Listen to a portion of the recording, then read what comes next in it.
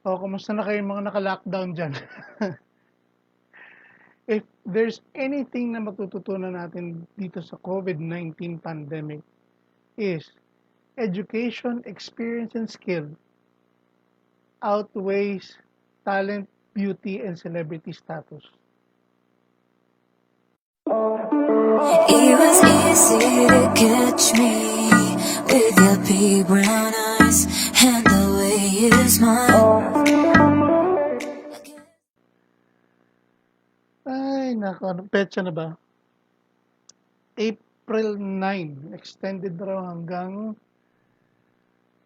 April 30 ang lockdown. Okay lang, okay lang. It's for our own good naman, sabi nila. Okay. And I hope you're making very good use of your time, like the chores you've always wanted to do sa bahay, mga errands, like fixing the house, fixing your room, cleaning your room, painting the house, etc., etc., just to bide your time. By the time, kung pininturahan mo yung bahay mo by April 30, tuyo na yan. Nakakabagot, nakakabagot, nakakabagot. But anyway, okay lang, okay lang. It's for our own good naman. Para hindi na tayo makahawa sa labas at kakalat-kalat pa at maging problema pa tayo sa gobyerno. Okay, welcome to Pat Talks, Lone Wolf edition of Anything Under 3 Stars in the Sun. My name is Patrick. Brought to you by Pinoy Matters TV. Let's get on with the topics. Our topics today would be summary of yung huling mga presidential briefings. Maraming confusion dyan. Where are we now after 3 or 4 weeks of quarantine? Most likely, mapapanood nyo na to April 11. Okay, April 11 is Saturday. Yeah, Saturday. Okay. Next is COVID-19 and our survival, which means paano na ba ekonomiya natin after COVID-19. Alright? Alright, before we get on to the discussions, yung ating sponsor, Your Menok. They're located at Anakbayan, Corner Quirino Avenue sa Manila.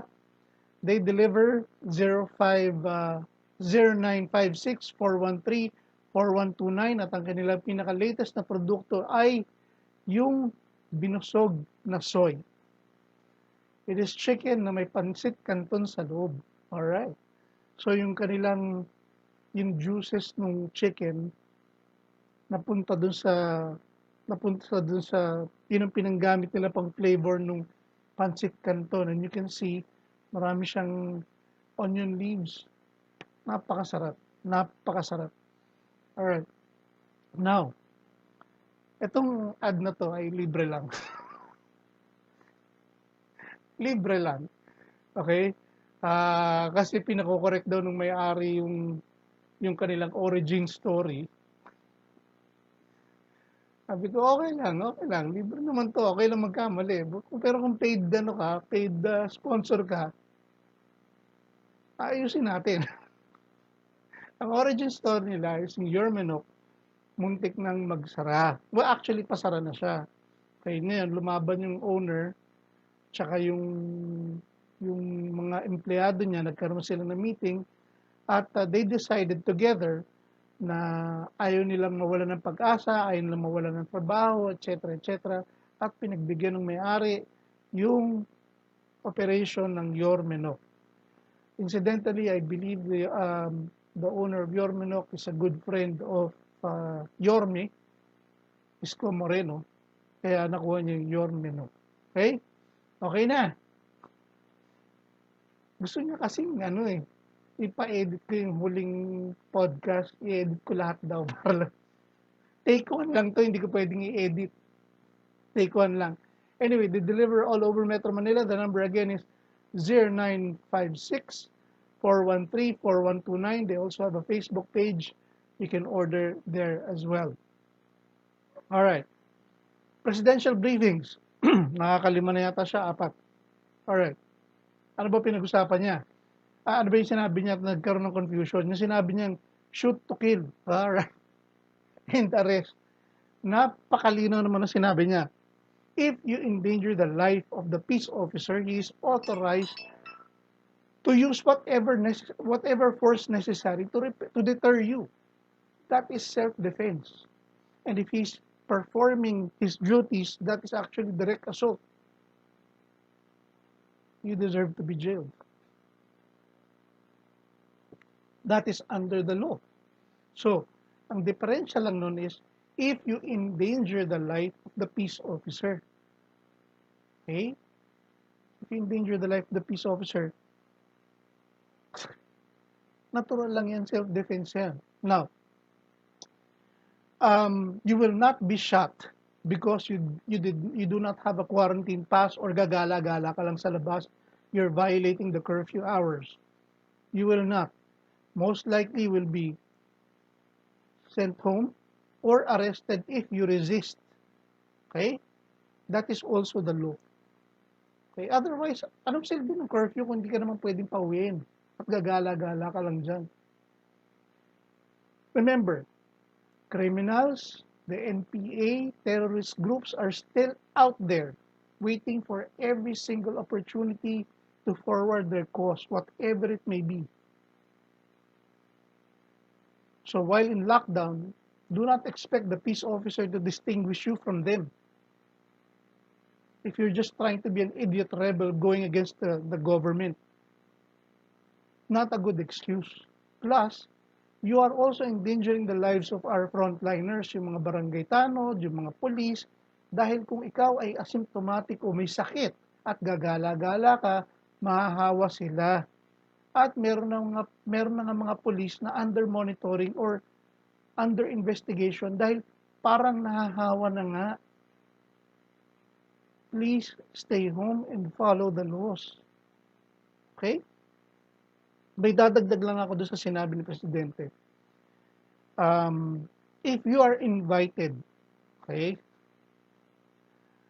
according to the President, sumama ka raw, fine. Mag-explain ka raw, fine. But it would also be prudent to have a lawyer present with you to ensure your rights are protected at all times. Okay? Tawagan mo yung kilala mong lawyer or whatever, kung meron man, okay? Or, if you can't afford a lawyer, please stay indoors na lang para walang problema, di ba? Or, if your lawyer's unavailable, say, nasa kabilang parte ng Metro Manila or whatever, have him ready on your cell phone at all times. Text your relatives and friends about your state so that they will know where you are. Okay? And to those naman na nakasama mo, kung hindi ka naman makapag-text, try to get as much information from those who would like to invite you over and pass it on to people who could help you out. Okay? Yun lang. Kung sasama ka. Pero kung wala ka naman ginagawa, nasa bahay ka lang at hindi ka naman nag-violate ng kahit anong batas, there's nothing to fear. Okay? Malinaw na yun, ha? Ngayon, ito yan eh. Ito yung problema nga. To those personalities na nag-bail ng mga inaresto, kung di ba naman tanga rin yung tatay mo at ikaw? Yes, I hope this message goes to you. Kung di ka ba naman tanga, kasama ng tatay mong tanga rin. Okay? Bakit mo binil? Okay? If in case inaresto nga, gutom, okay? The government is obliged to feed them while incarcerated. Di ba ga? Gutom nga eh. The money na pinambail mo could have gone to other more fruitful things. Di ba?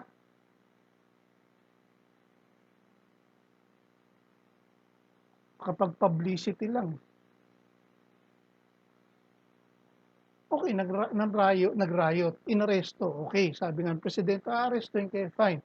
O while in custody, diba? Alam mo naman, hayaan lang, That's kasama yun sa human rights pag inaresto mo. Alam nga naman habang incarcerated, hinahayaan lang mamatay sa gutom. No, the government will feed them. O di tapos yung gutom na problema, di ba? So, anong ginawa mo? Binail mo, di nasa labas ulit, di gutom ulit, di ba? Anyway, okay, here's another thing. Today, as you notice, freedom of speech is not curtailed. It's still available. Yung right na yan. That's why I can still do this podcast for you. Okay? In an article with the hrw.org, okay, entitled Philippine Authorities Go After Media and Online Critics Misuse of COVID-19 Law and dozens face problems, probes and backlash by Carlos H. Conde. Okay, babasahin ko briefly yung kanyang article. Intro pa lang eh. The Philippine government is cracking down on journalists and social media users critical of the government's COVID-19 response, threatening media freedom and the rights to free expression and access to information. Okay, sinight pa rin niya yung kay Chel Jokno. Si Chel Jokno, singipin. Okay. Now, it is also, quote ko lang a last-minute provision criminalizes the spreading of false information with up to 2 months in prison and a 1 million peso fine or 19,600 US dollars. Okay.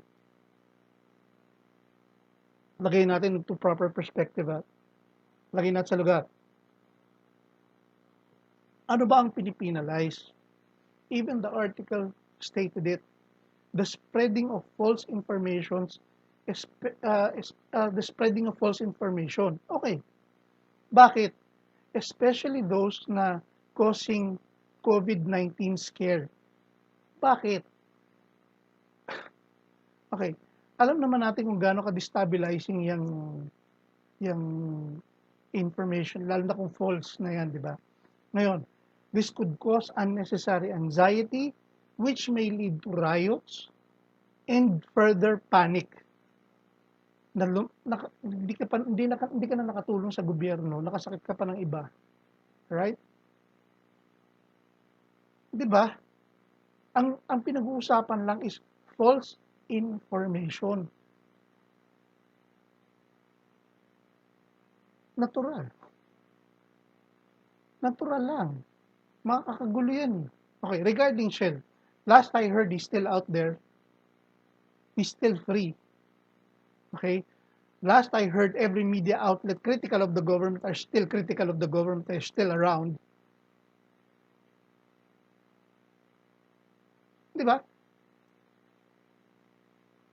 To criticize is fine. Okay lang yan. Nagbukas ka lang na Facebook mo, araw-araw yan. The freedom and privilege is still available to all of us. We are all still here. But when you spread false information, you have overstepped the boundaries of what you can actually legally express. May limit yan, hindi absolute ang freedom of expression. Alam niyo na yan. Okay, alam na natin yan. Hindi absolute ang freedom of expression. When you express yourself, you be ready for the consequences of that. Okay? All right. The president also talked about money, yung amelioration of 5,000 to 8,000 pesos. Ilagay nyo na sa loob nyo, sa dibdib nyo, sa isip nyo, na hindi lahat makatatanggap. Don't kid yourself. Talagang hindi. May mga computation pa eh. Na yung tipong yung 200 billion, pwedeng lahat ng household sa Pilipinas. Yan ang hirap ng hindi nakakaintindi. Ayaw magbasa at mag-research, may math pang kasama. Just because you know how to use the calculator doesn't mean your analysis is correct. Pakita ko lang sa inyo yung computation lang sandali tignan nyo kung hindi lahat ng yung hindi lahat yung 200 billion pupunta sa amelioration, tandaan nyo yan. Maraming ibang paglalagakan yung pera. And we only have 2 months worth of money. Okay. I will not dare explain kung paano magbe-breakdown yan, kung sino ba ang qualified sa sa amelioration na yan na pinag-aawayan online day in, day out. Go to the DSW website, educate yourself, read about it, and know for yourself if you're qualified. Ayokong explain. Napakagulo. Magulo pa rin. Okay, ano ba yung poorest of the poor, etc., etc. Ano ba yan? Okay, ano ba yung new poor? I heard something recently na bago. New poor, yung mga middle class na wala ng trabaho, they are the new poor. Neo poor. Okay. Maski ako naguguluhan. Kung sino ba talaga ang makakatanggap. So, just go to the website and if I can show you a shorter version ng breakdown, pakita ko na lang sa inyo somewhere here. Okay.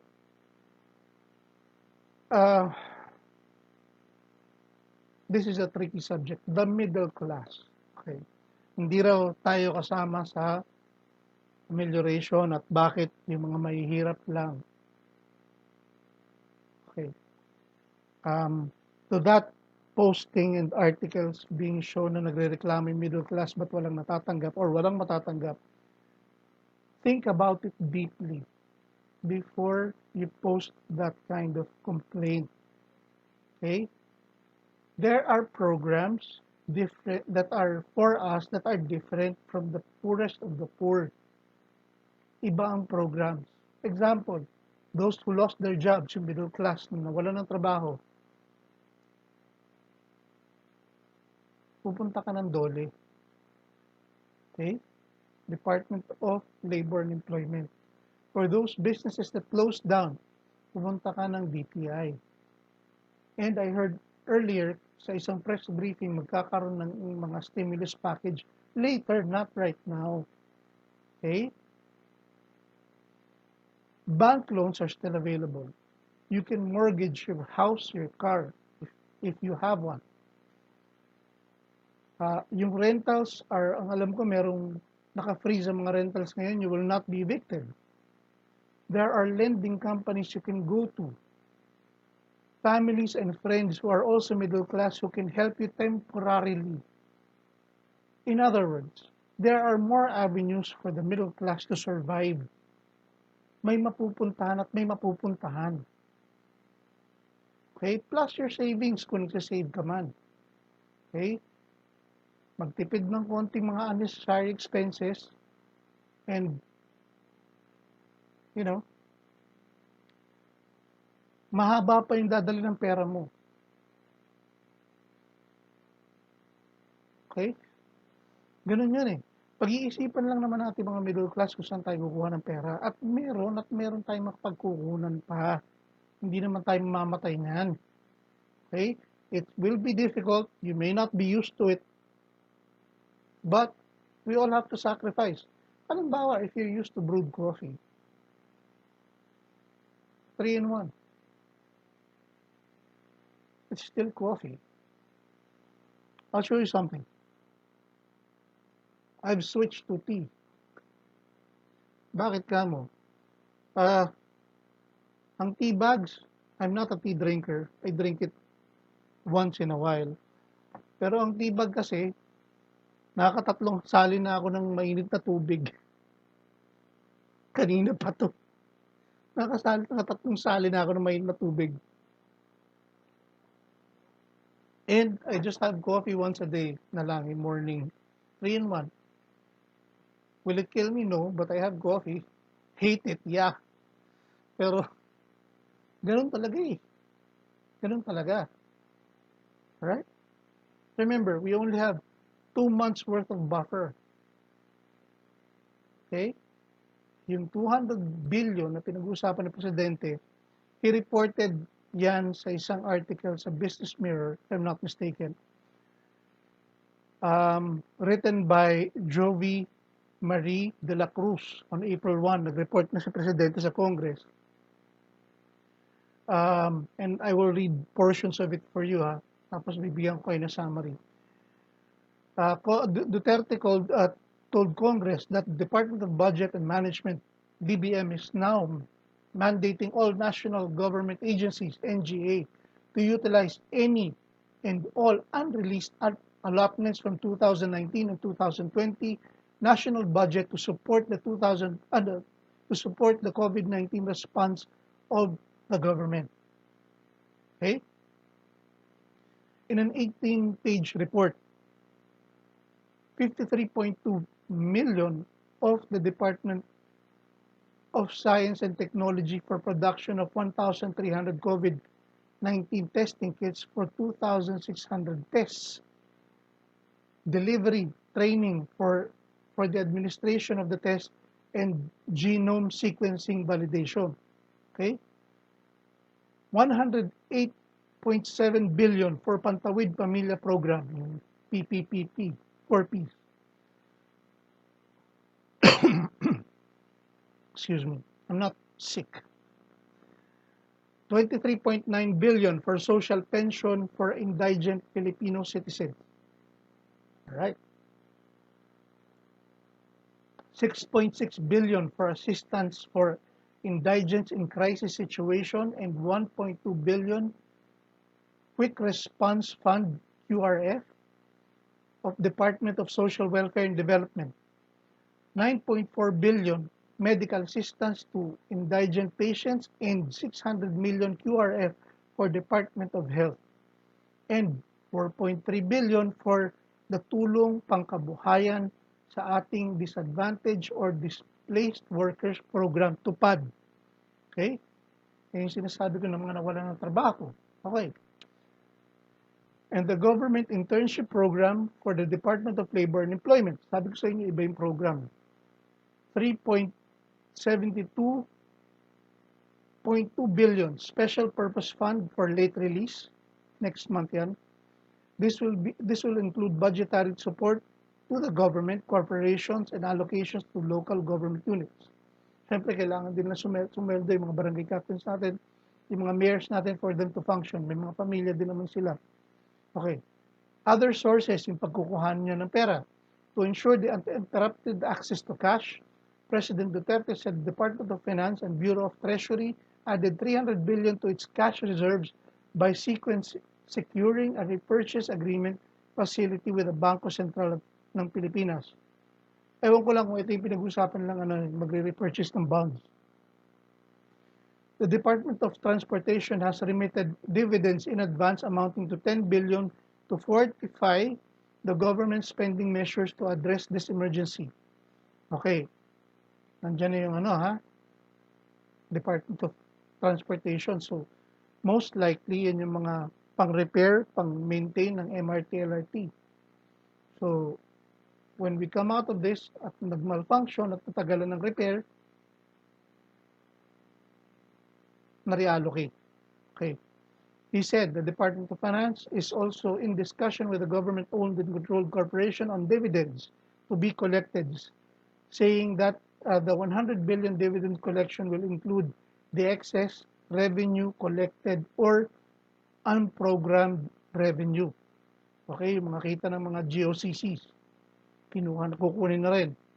The Bayanihan to Heal as One Act authorizes the President to consider abandon the purpose for any unutilized or unreleased balance as of date of declaration of the state of emergency, and all such funds, including future collections and receipts, shall be deemed appropriated for the measures to address COVID-19.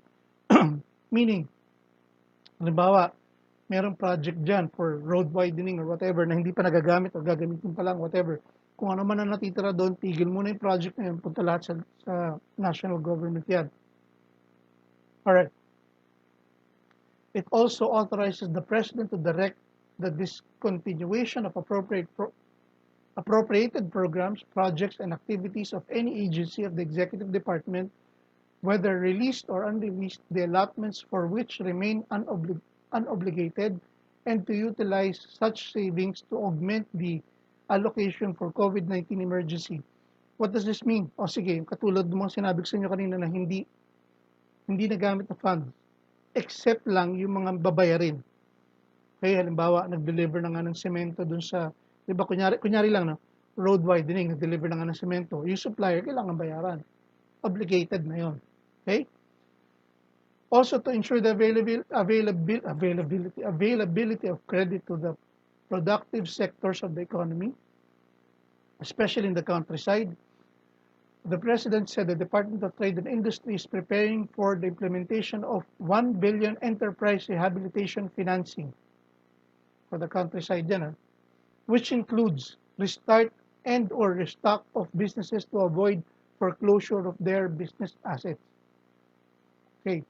He said DTI programs will start once the quarantine restriction has been lifted. Of course lang, hindi ka pwede magnegosyo ngayon, especially sa countryside. Okay. President Duterte also said the task force has recommended the suspension of the export percentage requirement for export enterprises engaged in the manufacture of much-needed medical supply to allow them to operate and sell domestically for use for local medical facilities. Halimbawa, meron kang patahian ng mga face mask or PPEs. Pagawaan, set for export. Tigil muna yan, dito muna yan. Okay.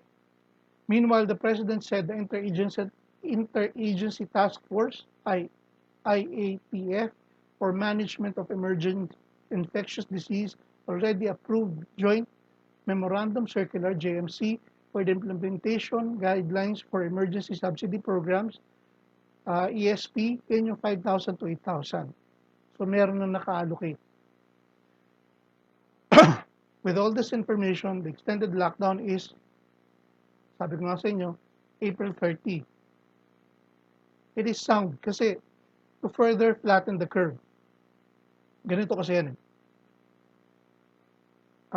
We are not having this lockdown to stop the spread of the virus. That's virtually impossible to do. We cannot do that. That's the wrong way of thinking. We will never stop the spread. Okay? Never. Tandaan nyo yan. Because remember, viruses cannot die. It can only be dormant. Strictly speaking, because it's not alive. As discussed in our previous podcast, what we're trying to do for now is trying not to overwhelm the healthcare system. Ganun natin isipin, para hindi mabaha ang ating mga ospital, so that the healthcare system, yung ating mga ospital, tsaka yung ating mga doktor, yung mga nurses, can care for those who need it the most. And of course, stop people from dying. Okay. Recently, South Korea, China, and Japan prematurely released the people from their lockdown. And as expected, nagkaroon sila ng second spike because of the asymptomatics. Yung mga may sakit pero hindi pa nagmamanifest yung kanilang, yung may infection pero hindi pa nagmamanifest yung kanilang symptoms. Maraming ganun. Okay, so lockdown sila ulit. Ganun yun eh. Lockdown sila ulit. Okay. Now, ano ba ang mga plano? If you watched yung mga press briefings ng DOH lately sa TV, you will know that test kits have been released. I'd like to give them the benefit of the doubt. Temporary facilities are being built to augment our hospitals kasi nga overwhelmed na, hindi lang overwhelmed na. PPEs are hopefully being delivered to the frontliners. Sabi na, dinideliver na raw. And the amelioration some of them have been distributed. Not all of it, pero magulo pa kasi, pero nadidistribute na. Now, what's the problem? Lack of credible and affordable test kits to begin with. Okay, there are articles online na sabi ng Italy and ibang mga countries, yung mga test kits ng China are defective. We should look into that. Yung ibang mga PPEs, ventilators, medical supplies are also defective. Okay. Unless we address this, sooner or later, we will run out of doctors and nurses and frontliners. Magkakasakit na silang lahat. Sila dapat ang top priority ngayon. Okay? Remember, yung intro natin. Education, skill, and experience. Sila ang star. Sila ang dapat binibigyan ng tulong natin ngayon. Reports are coming in from all over that barangay personnel are already being tested positive for COVID-19. May mga naka-quarantine na mga tanod, ng mga barangay staffers, barangay captains, etc. etc. Nahawa na. Paano yan? Tapos, remember, nakaatas sa barangay captain yung pagdidistribute ng amelioration na yan. So, paano makakalabas yung mga yan para mag-distribute sa inyo? Now, I'm not making excuses for them. Hindi lahat ng barangay maayos. Pero yung mga maayos na barangay, kaya nga nahahaway. Kasi nga nasa labas sila for you. Okay? As of April 6, 18 doctors have already died and 5 more are critical. 600 medical personnel are already in quarantine. Before I started this podcast, 21 na raw. Ewan ko lang. 21 na raw. Ang doctors na namamatay. Wow.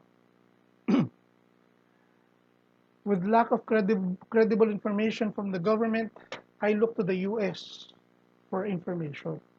Okay, tinitignan ko yung trend ng US and the CDC, yung Center for Disease Control nila, for trends, especially for in the light of yung COVID-19 pandemic.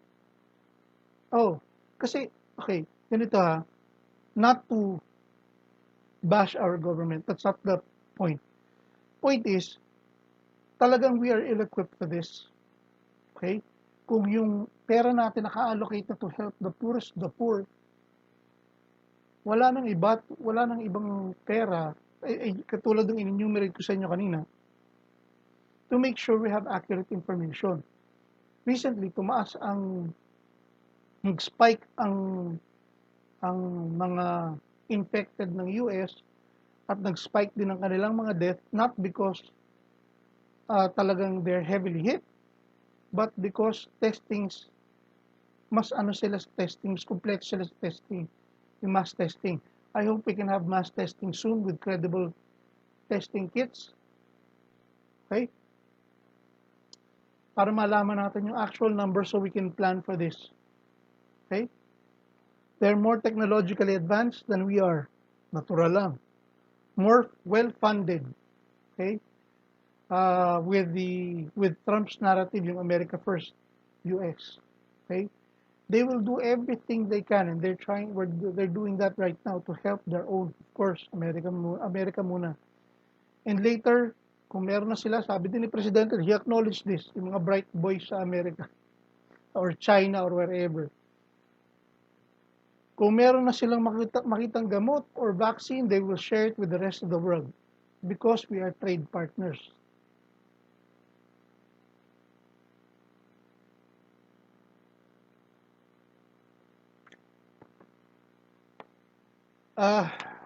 Okay.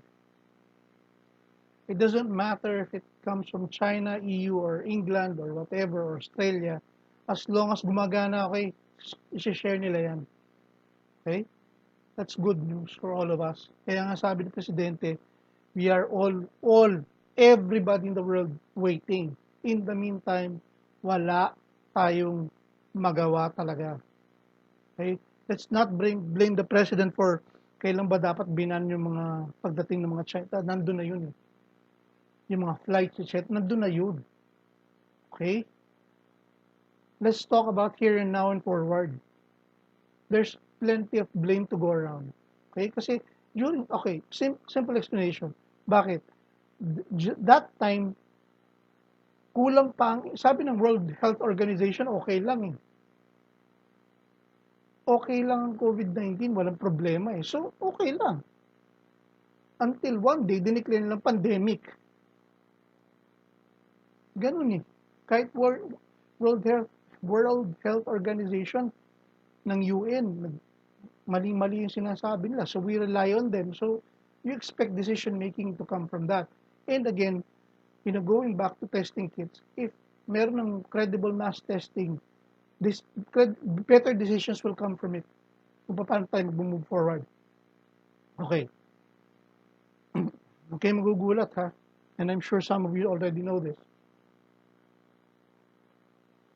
Experts say, while every single scientist and doctor is working 24/7 all over the world, nothing will be available within the next 1 to 2 years.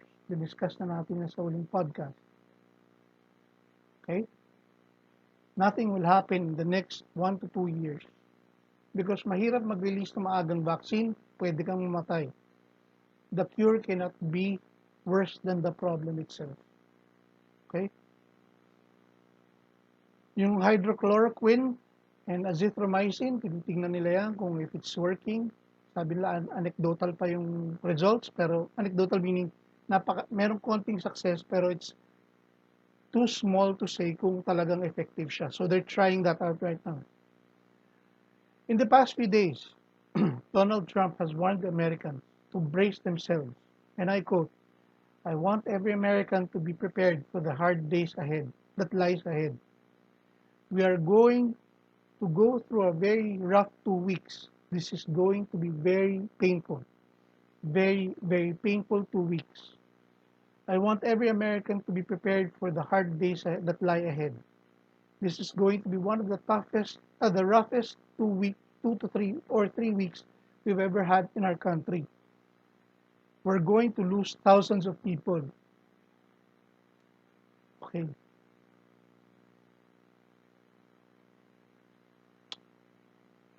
Think about that. Kung US nangarag, how about the mighty Philippines? Okay?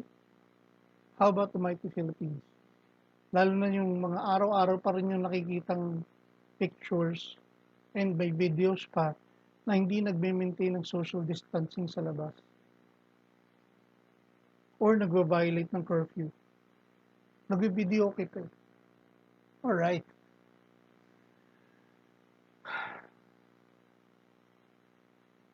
Okay. I'm pretty sure ayaw lang tayong takutin ni Presidente with real numbers, pero kung ang US nagpo-project na ng ganun, paano na lang tayo, the mighty Philippines? Hence, we go to the April 1 presidential address. It's getting worse, according to the President. So once again, I'm telling you, the seriousness of the problem. And you must listen. We are awaiting for God's blessing na magkaroon na tayo ng vaccine. Either from sino dyan na bright boy, China, Russia, America, I'm sure na kung meron na sila, they will share it with the rest of the world. They're saying the same things, mga kaibigan. And we are currently helpless.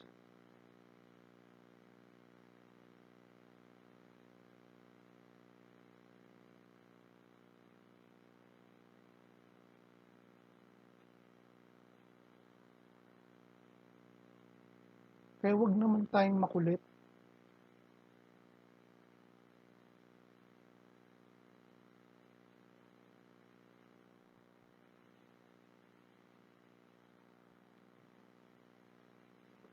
Okay.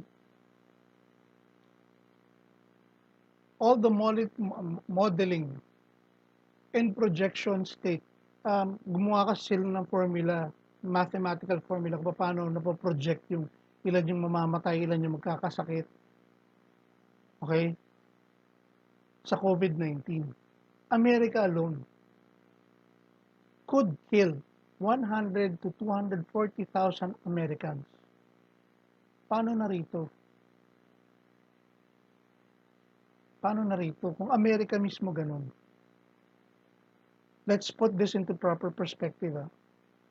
Ang population ng Amerika is 329 million people. Lagyan lang natin sa 300 para mas madali ang computation. At 200,000, that's 0.67% of the US.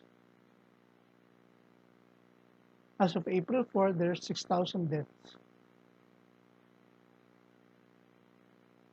Okay. Compare that to the Philippines. Okay? We are currently 108 million people. Lagyan lang natin sa 100 million para madali ang computation. Sa 0.067%, that is 67,000 people who will die if we use the US model.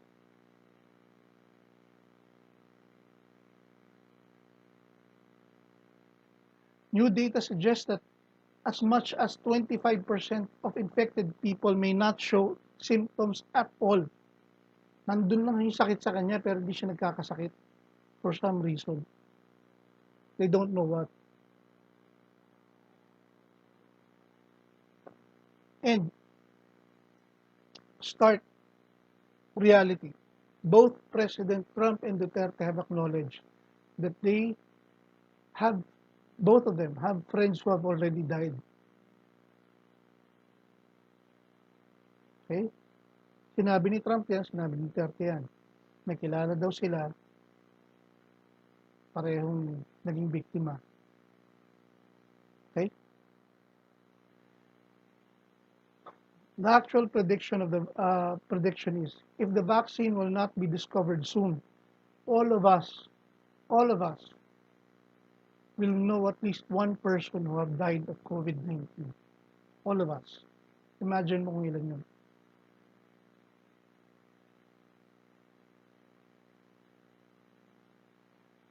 All we have done so far is social distancing and sa lockdown to slow the spread, so that doctors and scientists could find a solution somehow, whether antiviral or vaccine, to spare all of us from this catastrophe. Okay? Ganito yan. Yung modeling hindi rin perfect kasi yung projection lang hindi rin perfect. It is only as good as kung ano yung data na pinapasok nila.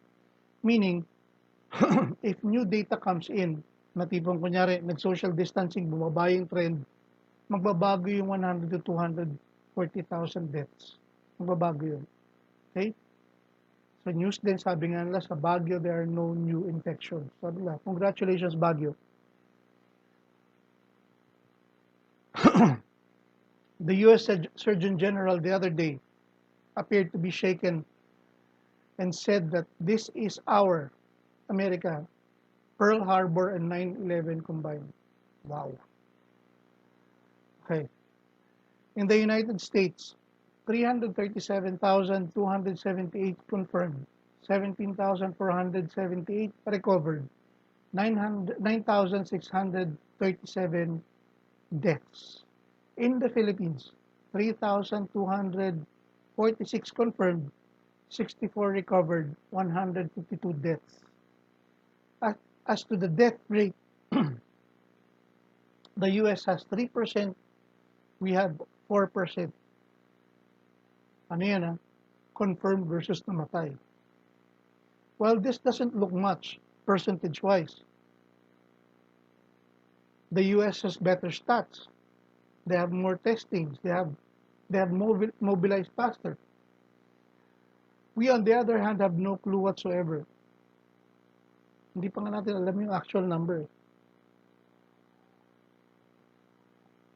This number is expected to rise the moment the credible test kits and results have been conducted.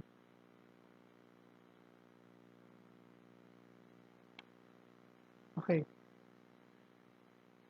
As to death rate, okay, let's talk about something close to heart, dengue. Okay. In comparison, 2019, in 2019, there are 271,480 dengue cases, including 1,107 deaths.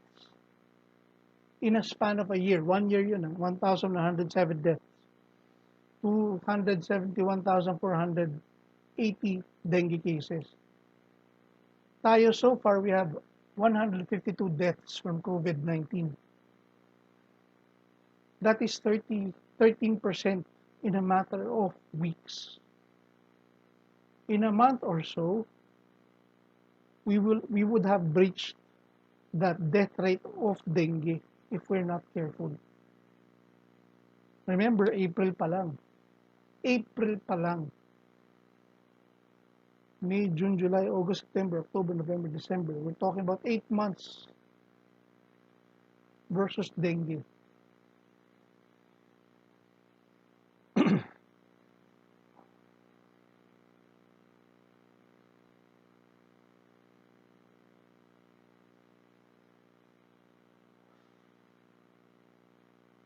There's a lot of truth to the president's speech the other night. Yes, malaking ngipin ni Chel. That when a person who is positive dies, you can no longer see the person. It's true. The same will immediately be brought to the morgue, cremated, and buried immediately. In New York, they have already mobile morgues to take care of this. Bakit ka mo? Diba remember, all news and scientific findings state that COVID-19 stay on several surfaces for long periods of time before it dies off or it becomes dormant. Now, if the person dies of COVID-19, nandun sa kanya yung virus. Wala nang ibang choice kung hindi from the last time you saw the person alive, diretsong morgue, diretsong cremation, diretsong burol.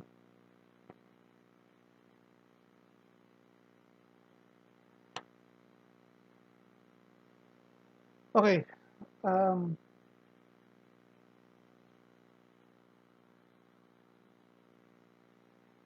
How and when will we get out of this? Some say, experts say, June. But, you know,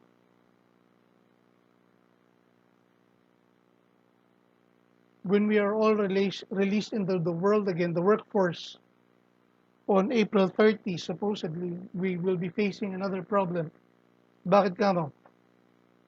Kasi because of the faulty detail. Kahit US, may problema tong detail na to eh. Sa kanilang statistics, iba yung died of COVID-19 and died with COVID-19. Kita nyo yung difference? Yung namatay ka sa COVID-19 at namatay ka ng may COVID-19. Okay? There's a big difference. Kasi pag namatay ka ng COVID-19 at healthy ka, okay, COVID-19 ang may sakit, ang may problema. If you died with COVID-19, meaning meron kang underlying sickness na paggrabe lang ng COVID-19. Okay? That's a very important data. Wala pa tayong lahat nun, kahit sa US. Alright. Going back to normal, we'll talk about the economics. Sad to say, we are helpless.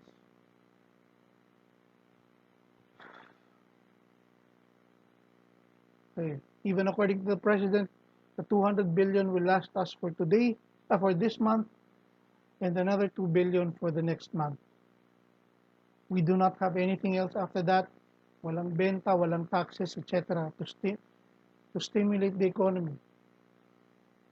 Sa US, meron silang pinag-uusapang stimulus package sa mga industries kasi marami silang pera.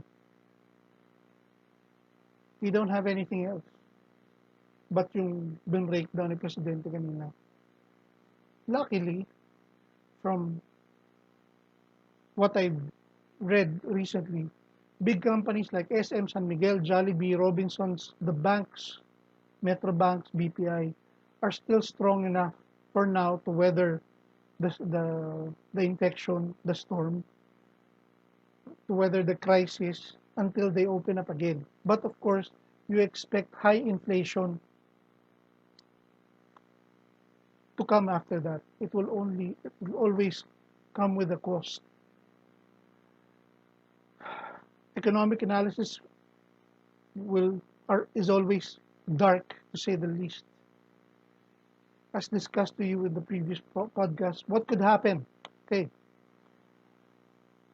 mass layoffs because companies would have to recover losses. If the government steps in, ulitin ko lang and says you cannot lay off people, then the prices would have to be raised. Who can afford it? Of course, inflation will skyrocket like we've never seen before. If the government steps in again and imposes price controls, dalawang mangyayari. Either quality will suffer or you close up. Ganun yun. The good news is we are part of a global group that is experiencing the same things. In other words, nagkakaintindihan tayo. Yung parang kapitbahay. May sakit tayo. Kunyari may sakit tayo, may sakit din sila, naintindihan mo yung kalagayan nila. The world will pretty much come together. Compromises will be made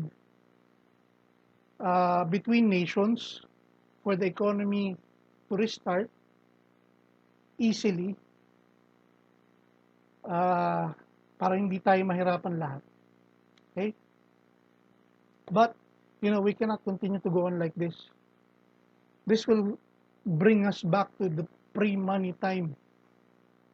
In other words, worthless ang pera and you just can't keep on printing money para magkaroon ng pera lahat. We will go back to barter. Ay, kwento lang sa inyo. Alright, before the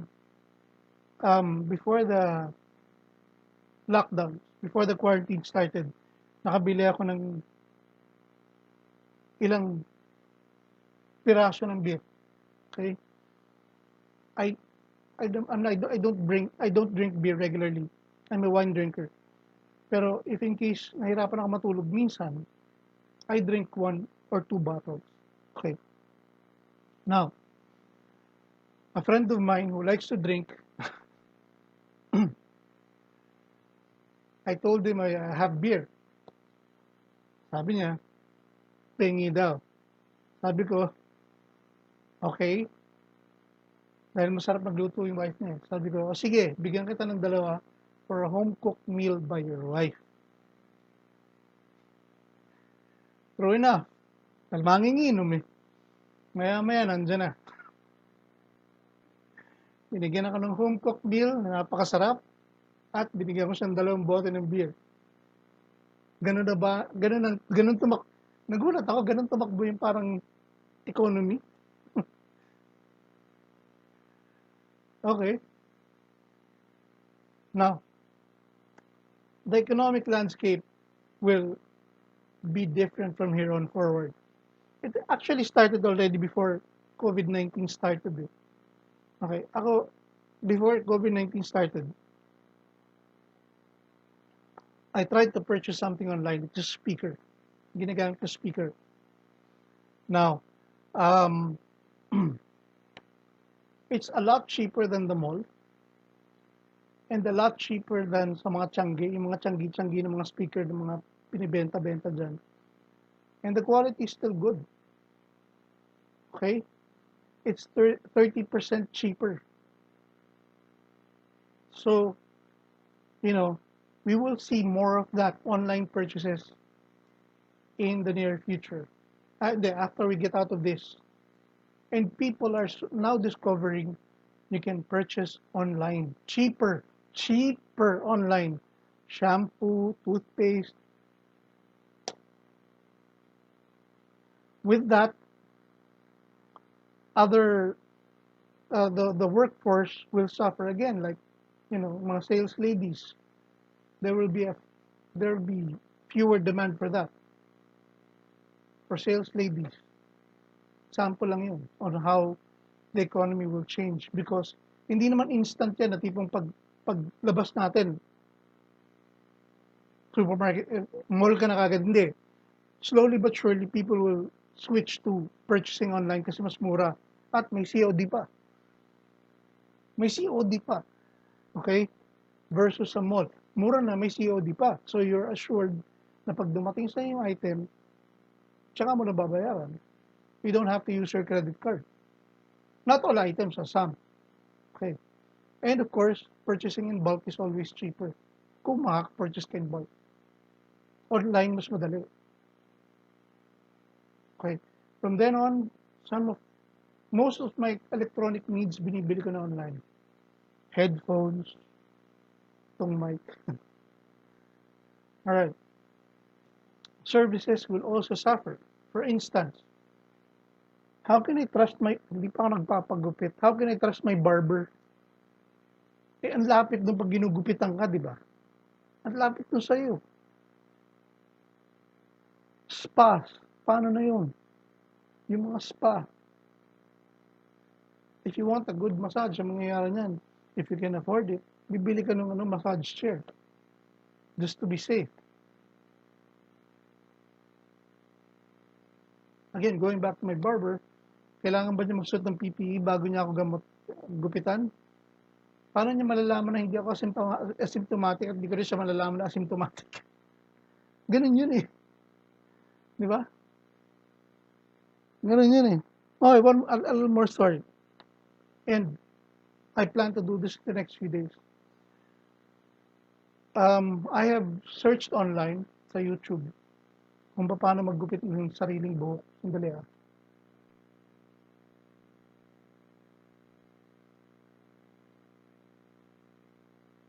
Okay. How to cut my own hair. Wow. How to cut my own hair.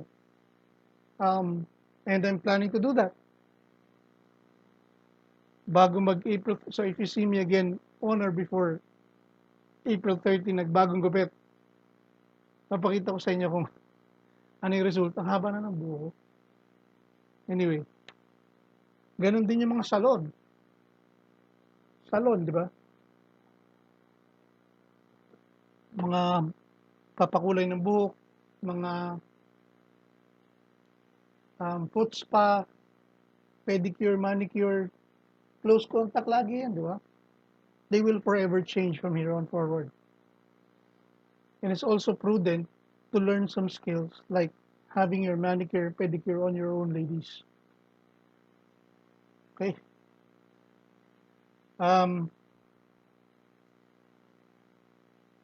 Companies that are hardest hit but are still alive will switch from efficiency tayo, to resiliency. Kasi remember, hindi lang COVID-19 ang kahuli-huli ang virus sa mundo. Hindi lang yan. Meron pa. Okay? Meaning, instead of cost-cutting, people will most likely strengthen their people and facilities to withstand another outbreak or another pandemic. Work practices will change. Paano na ang meeting?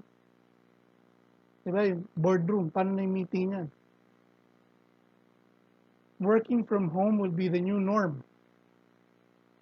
Marami nang gumagawa niyan even before COVID. Yung mga virtual assistants, etc., etc. Faster internet connection will be more in demand. PLDT, Globe, Smart, okay? Take note. Kailangan galingan yung services nyo for economy to work. Faster internet, cheaper internet for people, so people can work and restart the economy.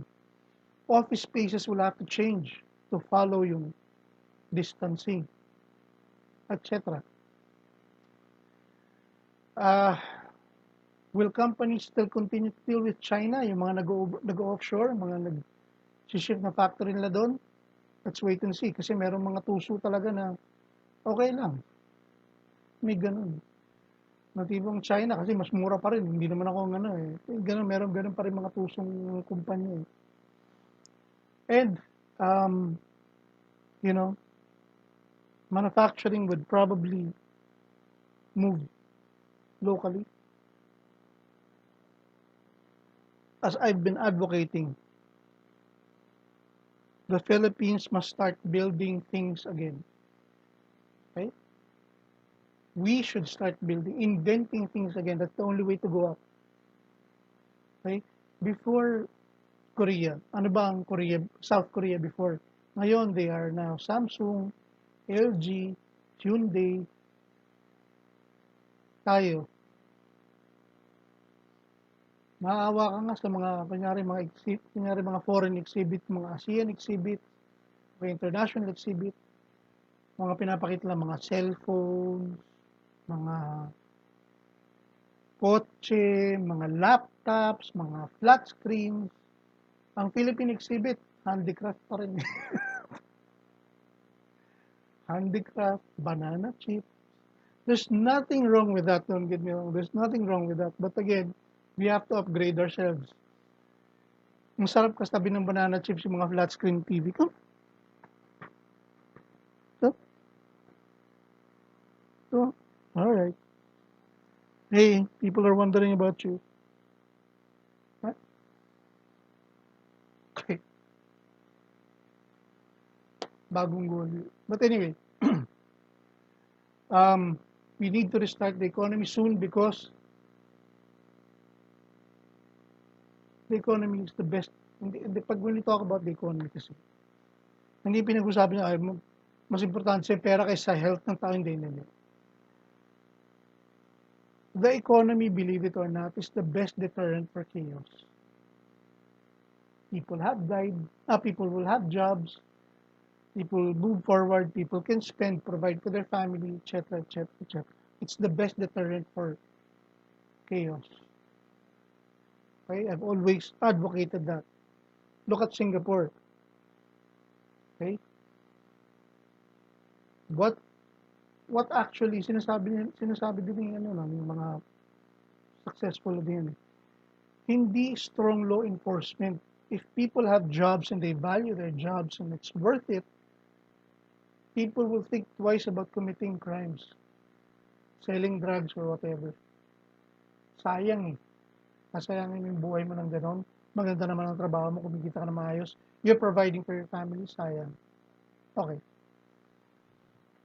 In conclusion,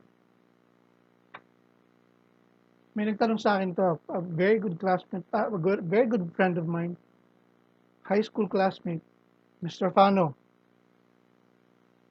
who works with, ano sabihin kaya? Huwag ka na sabihin, hingi mo na akong permission mo, masabi ko yung kung saan siya tatrabaho. Anyway, his question was, and it was a very good conclusion, anong effect nito for the 2022 elections? That's a very good question. Very good question.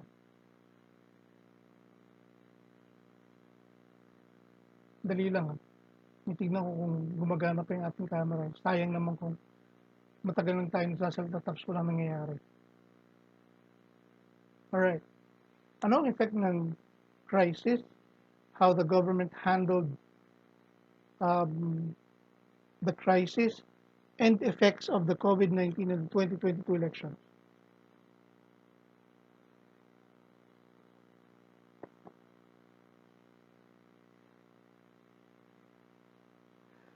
Before I get into that, my name is Patrick. This is Pat Talks, Lone Wolf edition of Anything Under 3 Stars to the Sun, brought to you by Pinoy Matters TV. Like, share, subscribe, and comment, and I will always respond to you. The reason why I said that is because, ano ba sa palagay nyo? I would appreciate some feedback sa comments kung ano sa palagay nyo magiging effect nito ng COVID-19 sa 2022 election. Here's my take. Sad to say, not much. Sad to say, not much. In an ideal world, you would have learned a lesson already. And I've always advocated for this. People, vote for only lawyers, doctors, engineers, accountants, educators, and scientists. Only. Hindi walang kwenta yung puro puso. Walang kwenta yun.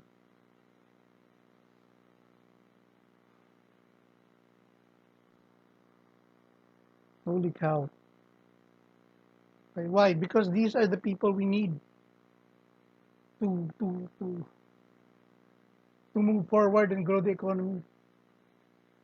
Ulitin ko vote for lawyers, doctors, engineers, accountants, educators, and scientists. Imagine if these people were to win elections and not useless idiots who just dance for you and sing for you, we'd be in a better place. Lawyers, why? Okay, they make laws, they understand the laws. Doctors, obvious, di ba? Health yan. Okay? Imagine if we had two doctors who are senators. Di ba? Or congressmen. Di ba? Okay? Engineers. Okay?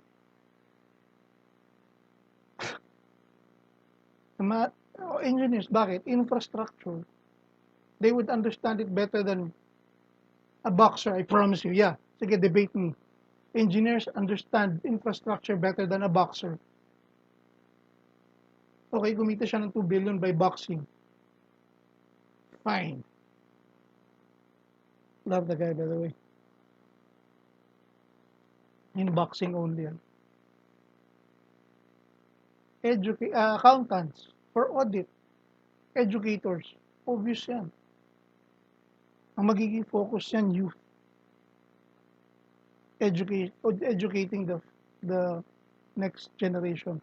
And of course, scientists. Again, we have to start building something. Okay? In the next elections, who would win? The same suspects. Politicians, the trapos, etc., etc., and balita ko, the political dynasties, because of the crisis, are starting to make a comeback para sa masa. Puro photo op na tumutulong magbigay ng relief goods sa masa. Alright. They're going to make a big political comeback next elections. Mga trapos and political dynasties. Celebrities, kasi they control media.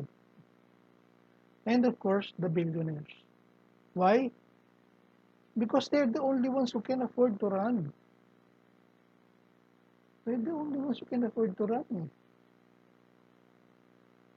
Ganun. Sila lang talagang pwedeng tumakbo dahil sila lang ang pwedeng gumastos ng ganun. And make no mistake about it.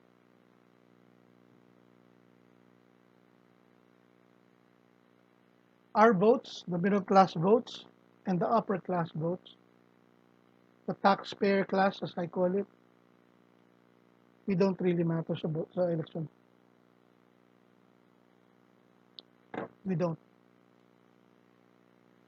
It's the masses that matter in a popularity vote. Always the masses.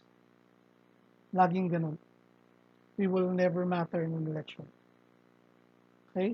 Minority tayo mga kaibigan. Alam niyo nung lahat yan. So, sino ba nakakatanggap ng mga relief goods ngayon?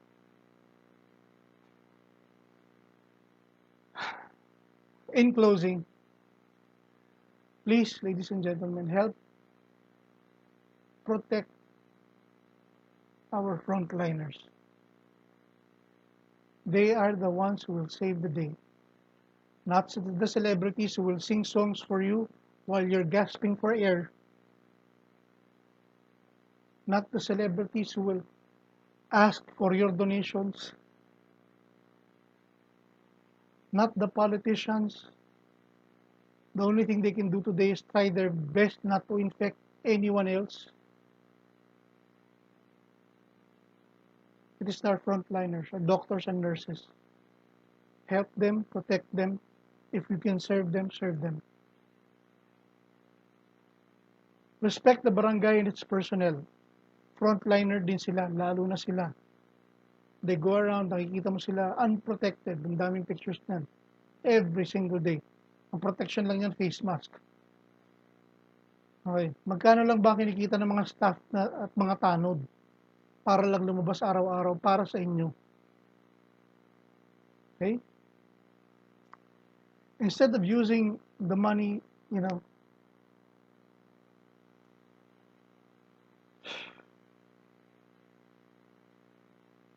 mga binil nga for lawbreaker, sana, why don't you just, those who are well-meaning, why don't you just adopt one of our barangay personnel when they get sick? Suportahan nyo sila. Or mga nurses, suportahan nyo sila. Or mga doctors.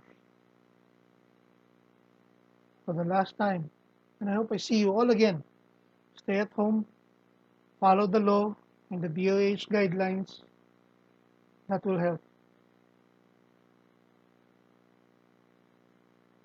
Thank you again.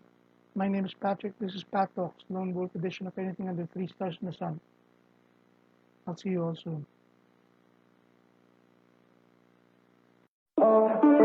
It was easy to catch me with your big brown eyes